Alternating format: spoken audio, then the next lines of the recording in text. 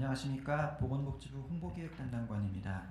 지금부터 공중보건의사 감소 대비 지역의료대책 브리핑을 시작하겠습니다.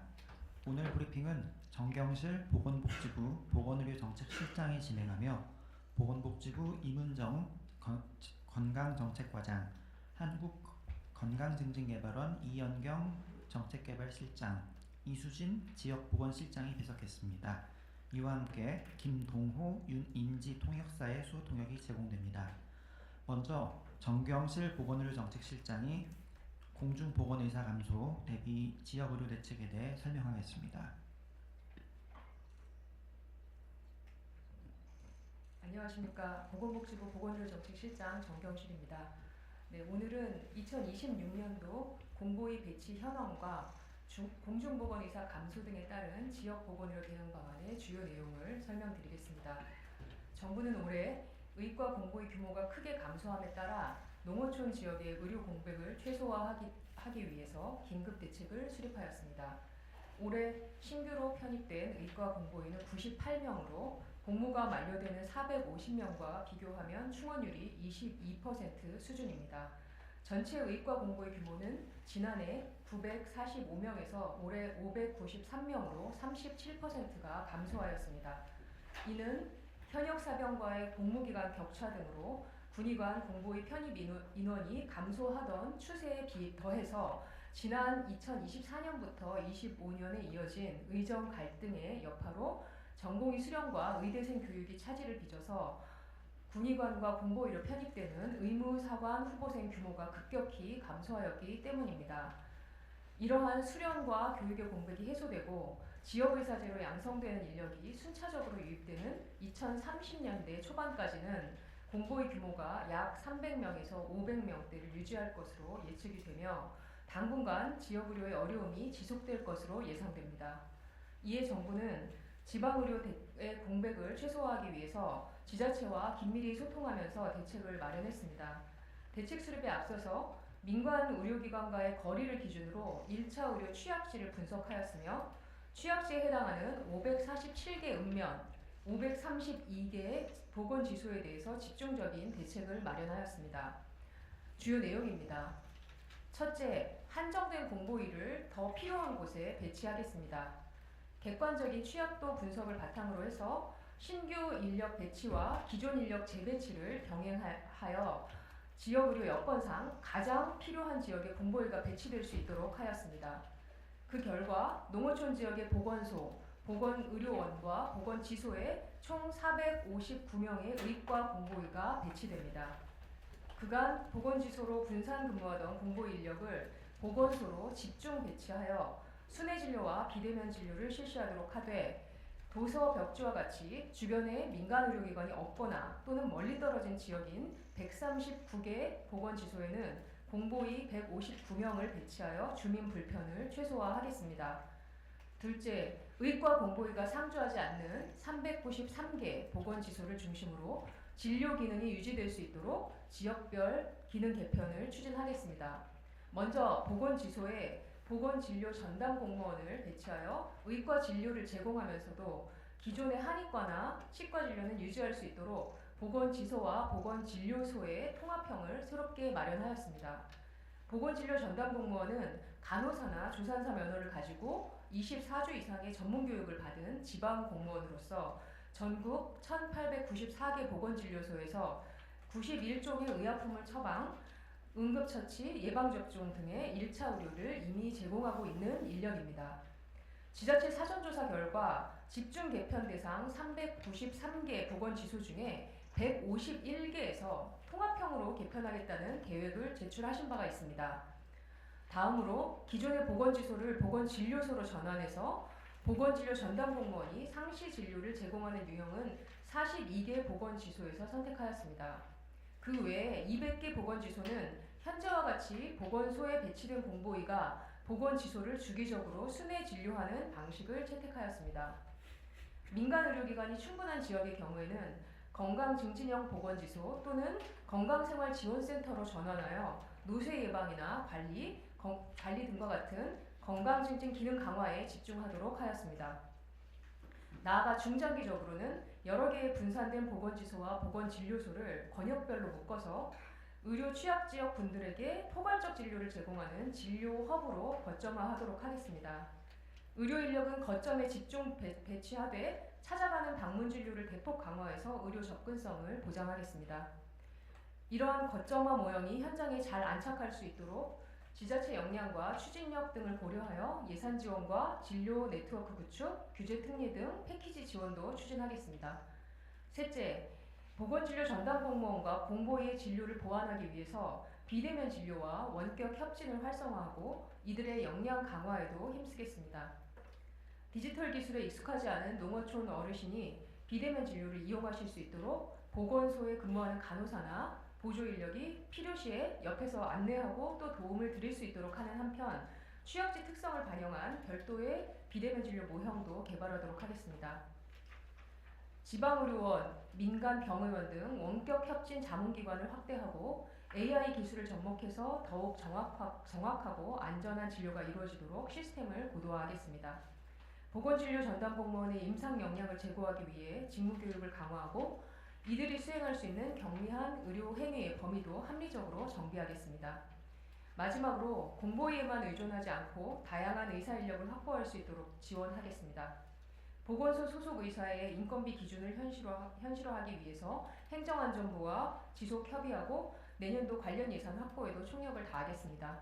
시니어 의사 지원 사업, 또 계약형 지역 필수 의사제 시범 사업, 농어촌 왕진버스 등 기존의 정부 지원 사업을 활용해서 취약 지역을 집중 지원하고 지방의료원 소속 전문의의 보건지소 순회 파견 진료도 활성화하겠습니다. 나아가 공보위 자원을 안정적으로 확보하기 위해서 국방부와 군 복무기간 단축을 적극 협의하고 지역의사제, 공공의대 등을 통해 양성되는 인재들이 지역 보건의료 현장에서 일할 수 있도록 연계체계도 모색하겠습니다. 정부는 이달 안으로 지역 보건의료기관 기능 개편 세부 지침을 마련하여 배포하여 지자체별 추진계획을 수립하도록 하고 올해 신규 공보위가 현장에 배치되는 4월부터 본격적으로 대책을 추진할 예정입니다. 그 이전이라도 진료 공백이 우려되는 지역에서는 선제적으로 조치를 취할 수 있도록 하겠습니다. 예산 확보와 법령 개정 등을 통해서 기능 개편이 순조롭게 진행될 수 있도록 제도적 뒷받침을 병행하고 중장기적으로 지역의료 체계 개편 방안도 차질 없이 준비해 나가도록 하겠습니다. 이상으로 공중보건의사 감소 등에 따른 지역 보건의료 대응 방안에 대해서 설명드렸습니다. 정부는 취약지 지역 주민이 계신 곳 어디서든 안심하고 진료를 받으실 수 있도록 가능한 모든 자원을 총동원하겠습니다. 지역 소멸과 통합 돌봄 등 변화하는 정책 여건 속에서도 지속 가능한 지역 보건의료 체계 구축을 위해서 최선을 다하겠습니다. 감사합니다. 지금부터 질의응답 시간을 가지겠습니다. 배석자께서는 단상 위로 올라와 주시기 바랍니다. 질의응답은 기자분들의 질문에 답하는 형태로 진행됩니다. 구체적인 통계 등에 대한 문의는 대변인실로 부탁드리겠습니다. 먼저 현장에 참석하신 기자분들의 질의를 받겠습니다. 질의하실 기자님께서는 손을 들어주시고 지목되시면 마이크를 켜고 소속과 성함을 말씀해 주신 뒤에 질의해 주시면 됩니다. 네, 고유선 기자님. 네, 안녕하세요. 연합뉴스의 고유선입니다. 두 가지 질문 드리고 싶은데요. 먼저 취약지 보건지소 중에 이제 공보위가 배치가 안 돼서 올해 기능 개편 대상인 곳이 상당히 많은 걸로 지금 해주셨는데 400개 가까이 되는 걸로 나와 있는데 이게 각 지역에서 뭐 사정이 많이 다르고 또 보건지소를 진료소로 전환하는 문제도 간단해 보이지는 않는데 이제 근거 법령이 달라서 이걸 언제까지 다 완료하실 수 있다고 계획을 하시는 건지 궁금하고요. 두 번째로는 올해는 이제 공보위가 급감한 거 자체는 의사원 갈등의 영향이 큰 게 사실이지만 공보위 단체 같은 데서는 이제 복무기간 축소라든지 이런 문제 이제 지속적으로 계속 제기를 해왔는데 관계부처랑 이 부분에 대해서 어디까지 뭐 협의가 혹시 지금 진행이 된 건지 공무기간 단축뿐만 아니라 뭐 역종 분류 방식이라든지 이런 부분에 대해서도 혹시 논의가 진행 중인 게 있으면 설명 부탁드립니다. 네, 먼저 첫 번째 질문하신 취약지 기능 개편이 구 기자님 말씀하신 대로 간단한 사항이 아니었습니다. 워낙에 그 취약지별로 인원은 얼마 안 되더라도 꼭 진료가 필요한 그 의료라는 것이 공백이 있으면 안 되는 부분이기 때문에 공보의를 가장 많이 확보하기 위해서 지자체도 엄청 노력을 하셨고 저희도 노력을 했는데 결과적으로는 워낙에 이제 군의관 공보의로 편입되는 인원 자체가 줄다 보니까 공보의를 배치 못하는 지자체가 생기게 됐고 그래서 오늘 말씀드린 대로 진료 지원 보건진료 전담 공무원이나 여러 가지 다른 방안에 대안을 모색하게 된 것인데요. 저희가 거의 작년 하반기부터 지자체하고 지속적으로 논의를 해왔었습니다. 거기다가 금년에 극심한 그 공보의 부족이 갑자기 일어나게 된 것은 의정 갈등의 여파지만 잘 아시는 대로 그동안의 공보의 감소는 지속적으로 일어나고 있었습니다. 그거는 이제 병역 자원이 감소되는 거하고 맞물려 있는 거였기 때문에 지자체의 경우에도 지역 보건의료기관의 기능 개편이 필요하다라는 점에 대해서는 그리고 막을 수는 없다라는 점에 대해서는 공감대가 있었던 부분이고요. 그 공감대 하에서 당장의 문제를 해결하기 위해서 작년 말부터 지자체와 전문가들 그리고 저희가 같이 머리를 맞대고 대안을 모색한 거고 저희가 그래서 모든 지자체에 사전에 수요조사를 했습니다. 어떻게 기능 개편을 할 건지. 그래서 그 지자체별로 적절한 상황에 맞는 대책을 마련한 것이 오늘 발표드린 안이다. 이렇게 보시면 되겠습니다. 그리고 두 번째 말씀하신 복무기간 단축의 문제는 이건 역시 간단하지는 않은 문제여서 오랫동안 저희가 국방부 병무청과 계속 협의해 오고 있는 사항인데요. 잘 아시다시피 그 공보이나 군의관 의사 인력뿐만 아니라 변호사라든지 아니면 다른 그 직역 같은 경우 연구 인력이나 이런 다른 병역 자원들 같은 경우에도 이런 문제 비슷한 문제가 같이 있기 때문에 전체적으로 국방부에서는 좀 검토를 하고 계신 것으로 알고 있고요. 저희는 이제 당장에 가장 급한 문제이기 때문에 이 부분에 대해서 계속 협의하고 또 그 노력을 하고 있다는 정도로 현재까지는 말씀드리겠습니다. 네, 다음 질의하실 기자분, 네, 이정민 기자님. 네, SBS BJ 이정민입니다. 요 지자체 수요조사 토대로 이렇게 결정이 됐다고 설명 들었는데 이게 순회 진료하는 뭐 보건지소 지자체나 아니면은 그 보건진료 전담 공무원 배치 이런 식으로 방식이 다 다른데 이게 지자체별로 어떤 여건 차이가 있으면 이렇게 좀 수요 차이가 있는 건지 여쭙습니다. 아마 그 지역별로 워낙 다르기 때문에 일반론으로 말씀드리기는 조금 어려운데요. 예를 들면 지금 보건소에 집중적으로 배치되어 있는 공보의가 순회 진료를 한다라고 할 때는 보건소를 거점으로 해가지고 일단 기본적인 진료를 제공을 하면서 다른 지역에서 좀 올 수도 있고 또 주기적으로 주 한두 번 뭐 이런 식으로 해가지고 그 순회로 나갈 수도 있고 이런 그 지리적 여건이나 아니면은 보건소에 공보의 말고 다른 의사나 아니면 다른 간호사 인력이라든지 의료 인력이 있는지 없는지 이런 것들도 좀 보셨을 것 같고요. 그리고 도서벽지 같이 아예 민간 의료기관도 없지만 순회나 아니면 방문 진료 자체가 쉽지 않은 곳들 같은 경우에는 저희가 공보의를 배치를 해드렸습니다. 그래서 도서벽지에는 기본적으로는 공보의가 한 분씩은 근무를 하실 수 있도록 그렇게 했고요. 그리고 보건진료 전담공무원 같은 경우에는 워낙에도 그 보건지소나 보건진료소에서 약 처방이나 이렇게 그 어르신분들을 직접 케어하시던 인력분들이기 때문에 그런 인력들을 추가로 어느 정도는 확보할 수 있는지 그러니까 자격이 있는 분들이 이미 있는데 배치가 안 되신 분들도 있고 하거든요. 그래서 그 지역의 그런 인력 자원의 현황 이런 것들도 고려를 하셨을 것으로 생각이 됩니다. 네, 추가 질의, 네, 김남현 기자님. 네, 중앙일보 김남현입니다. 저 두 가지 여쭤보고 싶은데 그 공보의 업무가 이제 과중되면서 좀 체력 문제 이런 것도 좀 호소되고 있는데요. 이런 상황에서 또 의료 공백이 심화될 수도 있고 이 문제를 어떻게 해결하실 것인지가 궁금하고요. 두 번째로 이제 시니어 의사를 뭐 도입한다고 하셨는데 이거는 뭐 규모가 어떻게 될지가 궁금합니다. 네, 공보의 분들이 저희가 이번에 기능 개편을 한 것은 지자체와 의견을 모은 것은 보건지소가 굉장히 많은데 그 보건지소에 한 명씩의 공보의 또는 다른 인력들을 이렇게 배치를 하다 보니까 실질적으로는 진료의 건수라든지 이런 것들은 그렇게 크게 나오지는 않습니다. 그래서 보건지소의 평균, 일평균 그 진료 건수가 4.5건 정도에 불과한 그러니까 많은 것도 있지만 적은 곳들 같은 경우에는 하루 진료 건수가 굉장히 적은 경우도 많았습니다. 그래서 그런 것들을 이제 한정된 인적 자원을 가장 효율적으로 쓰려면 어떻게 해야 되는 건지를 이번에 고민을 좀 했다, 이렇게 보시면 될 것 같고요.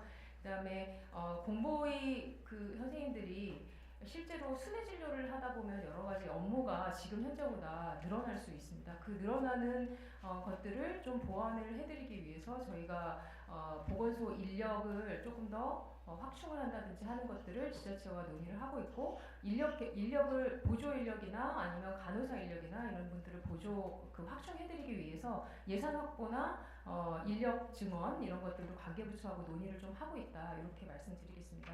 그리고 시니어 의사 같은 경우에는 전체 시니어 의사 숫자를 우리 저희 과장 건강정책과장입니다. 지금 시니어 사업 같은 경우는 작년 전체 예산이 30억에서 올해 40억 증액된 70억 원이고요. 이거를 전부 다 지역보건의료기관으로 배치하는 건 아니지만 지금 신규 수요를 받아서 선정하는 작업을 진행을 하고 있고요. 현재 지금 제출된 수요를 보면 전체 194명 제출된 것 중에 118명 정도를 지역 보건의료기관에서 제출한 것으로 파악이 되고 있고, 이제 아마 선정 과정에서는 저희가 기능 개편이라든가 여러 취약지 분석 이렇게 했던 그 지역 분석 결과를 토대로 해서 꼭 필요한 곳으로 우선 배치될 수 있도록 그런 기준을 적용을 해서 선정할 예정입니다. 네, 현장 질의 추가로 박수현님. 네, 조선일보의 박수현 기자입니다. 세 가지 여쭤보고 싶은데요. 보건진료 전담 공무원의 진료 범위는 얼마나 더 허용하실 계획이시고, 그리고 의약품 처방은 어떤 종류의 의약품을 얼마나 더 확대하실 계획이시며, 그리고 이미 일부 지자체는 보건지소 운영을 중단한 걸로 나타나는데 현재 전국적으로 운영 중단 사례가 몇이나 되는지 취합된 게 있는지, 그리고 의료 공백이 가장 우려되는 지역은 어디인지 여쭙고 싶습니다.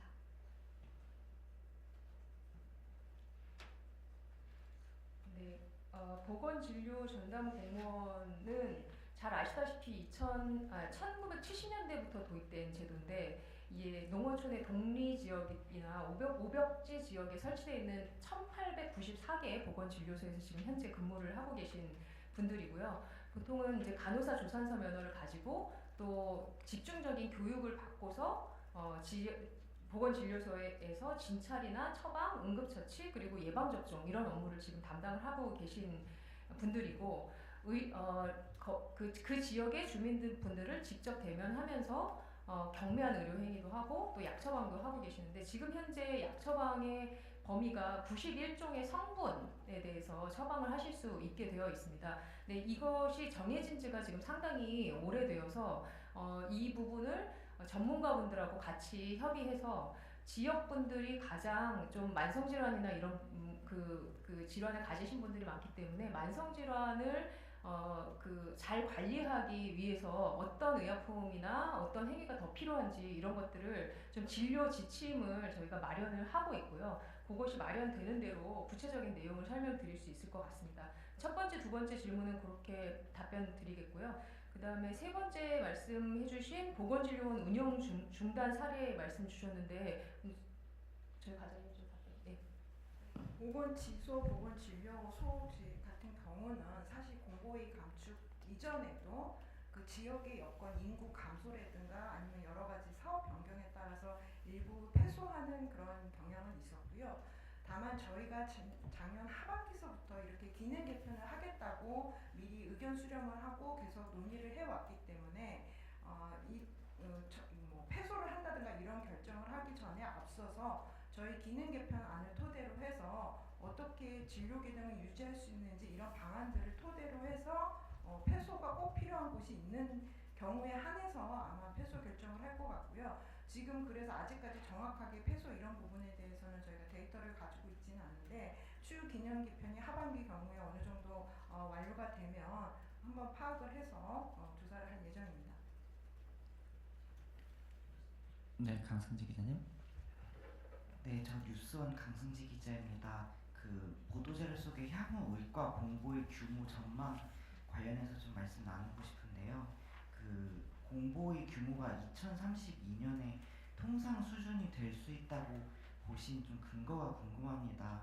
지금 6년 뒤니까 지금 본과 3학년, 4학년 사람들이 전공의 수련 과정을 밟아야 할 때라고 지금 볼 수 있겠는데 2032년에 통상 수준이 될 수 있다고 좀 생각하시게 된 계기가 있다면 좀 알려주시면 감사하겠고요.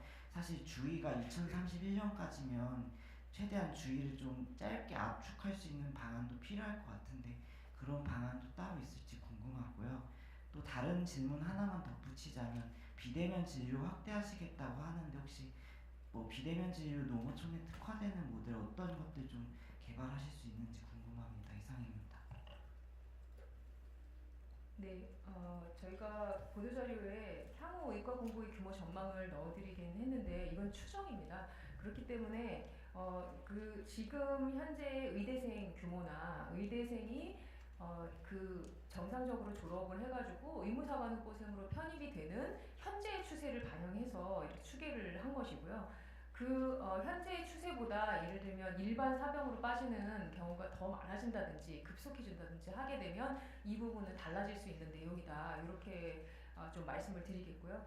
그 다음에 그 주의 기간을 압축할 수 있는 방안, 이것도 역시 마찬가지로 저희가 거의 2년에 걸친 의정 갈등을 겪고 그리고 의대생과 전공의 분들이 수련의 공백도 생기고 교육의 공백도 생기지 않았습니까? 그래서 교육을 정상적으로 마치기까지는 한 5, 6년의 기간이 필요하잖아요. 그래서 그 기간 동안에는 불가피하게 이거는 예견된 부족 상황이다. 이렇게 말씀드릴 수밖에 없겠습니다. 그래서 주의 기간을 최대한 단축하고 싶지만 공보의 숫자를 늘리는 것은 쉽지 않을 것이고요. 그 외에 저희가 앞에 말씀드린 시니어 의사라든지 계약형 필수 의사제 같은 경우에 이미 지금 이제 정부 사업으로 하고 있는 사업을 최대한 활용을 해서 의사 인력을 확보해서 보완을 하는 것이 지금 목표입니다. 그리고 비대면 진료 관련한 것은 지금 현재 비대면 진료 관련한 의료법이 개정이 되어서 비대면 진료 시행을 금년 12월에 시행되는 것을 앞두고 있는데요. 구체적인 모형을 지금 마련 중에 있습니다만은 지방 같은 경우에는 약국이라든지 의사라든지 이게 그 의원급 기관이라든지 더 적고 없는 경우가 많습니다. 그래서 일반적인 비대면 진료가 민간의 의사들을 활용하는 것이라면 지역 같은 경우에는 민간의 의원급 기관도 없는 곳들이 있기 때문에 다른 차원 그러니까 지역의 보건의료기관이라든지 여러 다른 기관들을 활용하는 방안 그 다음에 약 배송 부분도 지금 현재 시범 사업은 그 도서벽지라든지 아니면은 65세 이상 장기 요양보험 보호 장기 요양보험 수급자 그다음에 뭐 이렇게 그 감염병 환자 이런 경우 아주 한정적으로 되어 있는데 약국이 없는 곳이기 때문에 이런 부분에 대해서 방안을 좀 마련해야 될 것으로 생각하고 있습니다. 네, 김나배영 기자님. 네, 더 하나만 더 여쭙고 싶은데요. 혹시 그 대안으로 한의사를 활용할 방안은 고려하고 있는지? 네, 한의사나 치과의사이신 공보의 분들은 지금도 보건지소에 일부 근무를 하고 있고요. 그런데 저희가 업무 범위라는 것이 명확히 있기 때문에 한의사나 치과의사가 할 수 있는 영역과 의과 공보의 또는 의사들이 할 수 있는 업무의 범위가 좀 다릅니다. 그래서 그 건강 증진형으로 저희가 한의사분들이 그 한의 진료를 하는 것은 계속 유지가 되고요. 그 외에 의과 진료에 대해서는 오늘 말씀드린 그런 보완 대책으로 추진하려고 한다라는 말씀드리겠습니다. 네, 현장 질의 다 하셨으면 네, 박수영 기자님. 한 가지만 더 여쭤보고 싶습니다. 2032년 이후에도 일반 사병으로 빠지는 경우가 늘면 지금 추계와 달리 정상화가 사실상 어렵다는 말씀으로 제가 이해를 했는데 그럼 결국에는 국방부와 협의가 잘 안 되면은 상황이 크게 달라지지 않는다는 말씀이신가요? 정상화가 어렵다라기보다는 이 추세는 어쩔 수 없는 추세다라는 그런 말씀으로 이해해 주시면 되겠는데요. 그래서 오늘 발표드린 것 중에 단기적으로 2026년과 27년부터 29년까지 그리고 그 이후에 그 중장기적으로 저희가 지역 보건의료 체계를 어떻게 개편할 건지에 대한 중장기적인 그림도 오늘 보여드린 거고요. 그래서 전반적으로는 모든 이제 한정된 의료 자원을 효율적으로 쓰려면 거점화하고 이렇게 통합하고 그다음에 집중적으로 그 관련 서비스를 한꺼번에 제공하고 이런 것들은 추세적으로 어쩔 수 없는 부분이라서 지역 보건 그러니까 지금 말씀드린 것대로 보건 진료소나 보건 지소가 지금 지역별로 한 군데씩은 있는데 그 한 군데씩 있는 부분을 좀 거점화하면서 의료 질을 높이는 방향으로 그렇게 효율적으로 운영하는 것은 추세로 앞으로 계속 해야 되는 일입니다. 그래서 32년 이후에 의과 전공의가 많이 나온다고 하더라도 이 부분에 대해서는 계속 추진을 해야 되는 사항이고요. 저희가 그 일정이 조금 더 앞당겨져서 중장기적으로 가야 되는 방향성 하에서 단기 대책을 추진한 거고 그 단기 대책도 중장기적으로 우리가 가야 하는 구조 개편에 배를 같이 하고 있다. 이렇게 봐주시면 되겠습니다. 네, 그러면 온라인으로 전달된 기자분들의 질의를 말씀드리겠습니다. 먼저 동아일보 조유라 기자님의 두 가지 질의입니다. 의료 취약지의 보건지소를 4가지 유형으로 개편한다고 하셨는데요. 관할 인구가 2,000명이 되지 않는 곳의 보건지소는 현행을 유지해서 공보의 순회진료 위주로 운영되는 것으로 이해했습니다. 이곳도 의과 공보의가 없는 것은 똑같은데 보건진료소로 전환하거나 보건진료 전담 공무원을 추가 배치하지 않는 이유는 무엇인지 궁금합니다. 일단 저희가 그 기능 개편에 있어서 인구수 2,000이다, 인구수 5,000이다 이거는 하나의 그 개편을 판단하는 데 있어의 요소이지 얘를 결정적으로 그것에 따라서 기능 개편 유형이 결정되는 것은 아닙니다. 근데 인구 2,000명 미만인 경우에도 공보의를 배치할 필요성이 있다. 왜냐하면 도서벽지기 때문에 이런 경우에는 이제 공보의가 되는 경우요. 그러나 공보의 자원은 너무 부족한데 인구수가 더 적다. 그리고 도서벽지고 교통이 안 좋아서 공보의 순회 진료도 어렵다. 이런 경우에는 진료소로 전환하는 것이기 때문에 하나의 특정 요소가 아니라 인구, 지역의 의료 여건, 그리고 의료 자원의 분포 이런 것들을 종합적으로 고려해서 기능 개편 유형을 선택한다고 봐주시면 될 것 같습니다.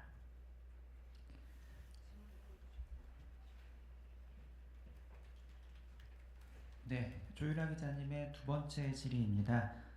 보건진료 전담 공무원의 의료 행위 및 그 처방 범위에 대해서 질의 주셨는데요. 앞서 현장 질의에서 좀 나오긴 했는데 보완하실 부분이 있으면 답변 주시면 되겠습니다. 보건진료 전담 공무원이 할 수 있는 의료 행위 범위를 재정비한다고 하셨는데 간단한 의약품 처방과 예방주사 외에 다른 행위로도 확대될 수 있는 것일까요? 그 경미한 의료행위 범위를 어떻게 할 것인지는 좀 전문가분들하고 진료 지원 지침을 만들면서 좀 논의하고 구체적인 방안을 추후에 말씀드리도록 하겠습니다. 네, 다음으로 YTN 이문석 기자님의 질의입니다. 올해 593명 공보의가 배치되는데 자료를 보면 450명이 올해 복무가 만료됩니다. 내년에 올해 수준으로 신규 편입된다면 240여 명 정도밖에 남지 않는데요. 당장 내년부터 공보의 배치와 관련된 대책이 수정되어야 할 것 같습니다. 이와 관련해 내년에 새로 추가 대책을 내놓는 것일까요? 추가 대책을 내놓는다기보다는 오늘 발표드린 대책의 그 선상에서 추후에 인력 변동이 있을 때 오늘 대책의 방향성을 가지고 또 추가적인 기능 개편을 하는 지자체가 발생할 수 있을 것 같습니다. 네, 다음으로 한국일보 원달아 기자님의 질의입니다. 간호사나 조산사 등 보건의료 전담 공무원의 진료 범위 확대에 의사단체의 반발이 예상되진 않는지 의사단체와 현재 진행 중인 협의 내용이 있는지 질의 주셨습니다. 네, 기본적으로 의사단체도 취약 지역에 의료 공백이 발생하지 않아야 한다라는 것에 대해서는 저희와 그 의견을 같이 하고 있습니다. 그렇기 때문에 취약 지역에 의료 공백이 발생하지 않으려면 어떻게 해야 되는지 이 부분에 대해서도 저희의 대책에 기본적인 공감대는 가지고 계시다고 말씀드릴 수 있겠습니다. 구체적인 내용에서 저희가 진료 전담 공무원이 배치가 돼서 의과의 진료를 수행하는 그런 부분에 대해서는 지금 앞서 말씀드렸다시피 민간의 의료기관들이 없는 곳입니다. 그렇기 때문에 민간에 있는 의사단체 그리고 의료기관들하고 경쟁이 벌어지는 것이 아니기 때문에 이 부분에 대해서 아주 무슨 반발을 하신다든지 그러지는 지금 않으시는 걸로 알고 있고요. 앞으로 진료지원 지침이나 이런 것들을 만들어 가고 그다음에 원격 협진이라든지 비대면 진료나 이런 취약지에 적합한 모델을 만들어 나가면서 의사단체와 계속 협의해서 합리적인 방안을 만들어 나가겠다 이렇게 말씀드리겠습니다. 네, 온라인 질의까지 모든 질의에 대한 답변이 마무리되었습니다. 실장님 마무리 말씀 부탁드리겠습니다. 네, 앞서 말씀드렸듯이 올해부터 더욱 심각해진 공보의 부족 문제가 사실은 지난 1년 반에 걸친 의정 갈등의 영향이 가장 크기는 하지만 사실 전체적인 병역 자원의 감소라든지 공보의 대신에 일반 사병 복무를 선택하는 경향이라든지 이런 것들은 계속 있어 왔던 것입니다. 그렇기 때문에 앞으로 농어촌 지역의 지역의료 문제, 의료 인력 부족 문제 이런 것들은 더 심각해질 수 있습니다. 그렇기 때문에 정부는 오늘 발표드린 대책과 같이 지역의 보건의료 기관 그리고 인력을 효율적으로 배치하고 효율적으로 활용할 수 있는 방안을 모색하고 있는 거고요. 그리고 발전하는 IT 기술이라든지 이런 것들도 적극적으로 활용해서 물리적인 접근성만이 아닌 실질적인 진료 접근성을 보장할 수 있도록 근본적인 구조 개편을 하려고 합니다. 그리고 오늘 설명드린 단기 대책은 이런 중장기 대책과 궤를 같이 하는 것이고 앞으로 지역보건의료 체계 개편을 더 착실히 추진하고 신속히 추진해서 지역의 의료 공백이 발생하지 않도록 최선의 노력을 다하겠습니다. 감사합니다. 이것으로 브리핑을 모두 마치겠습니다. 참석해 주셔서 감사합니다.